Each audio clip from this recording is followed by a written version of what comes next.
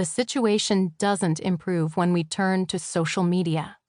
About 1 in 3 American adults told Pew in 2019 that they're online almost constantly. 8 in 10 use the internet at least once a day.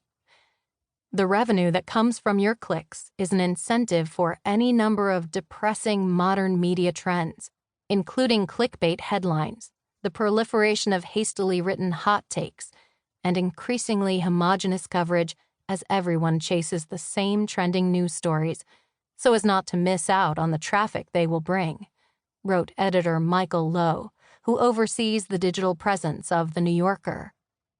As a result of this constant flow of information, advertising, memes, and hot takes, people vastly overestimate what they know, and their unjustifiably strong opinions are reinforced by other people who are similarly ill-informed, creating self-reinforcing communities of misinformation, he wrote.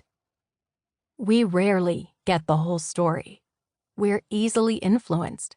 The information we have on a given topic is usually not enough to give a full or nuanced picture, leading us to believe that people who come to different conclusions than we do must be crazy. Or worse yet, the enemy. That's why people who vaccinate can't understand those who won't, and why those who vote Republican think Democrats are wrong on everything, and why those who support gun control, or abortion, or criminal justice reform, or private health care have such a hard time understanding the other point of view. We're bombarding ourselves with just a few facts that leave no room for nuance, tucked into stories meant to scare us into reading more. It's anxiety on a cultural scale, monetizing our angst and pitting us against one another. What's the result? Look around. Everyone feels like the last soldier of sanity, facing an overwhelming enemy who is irrational, evil, and hell-bent on the destruction of all we hold holy. This is why we can condemn whole swaths of people, so long as they seem distant and faceless. And in the back of our mind, we know they're doing the same thing to us.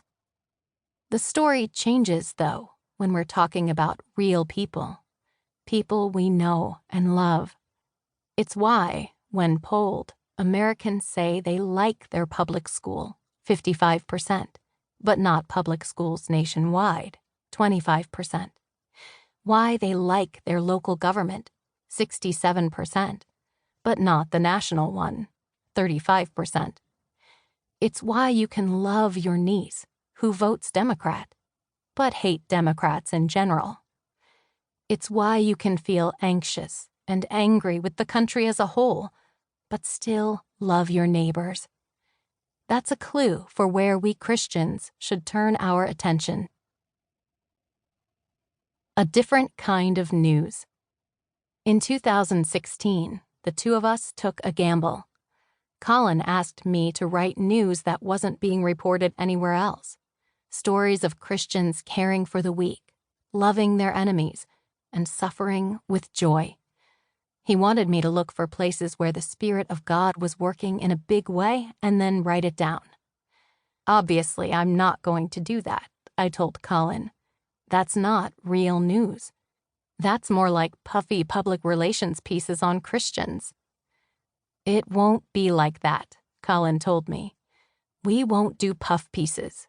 We'll tell the uncomfortable parts too. We'll be honest when it seems like God isn't showing up.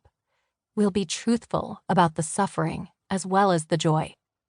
I trust Collin's news judgment, and we love working together, so I figured we could give it a shot. Neither of us was sure anybody would read our stories anyway. We know negative news gets the clicks, and we weren't sure how much activity we'd even find. Was anybody actually living like this?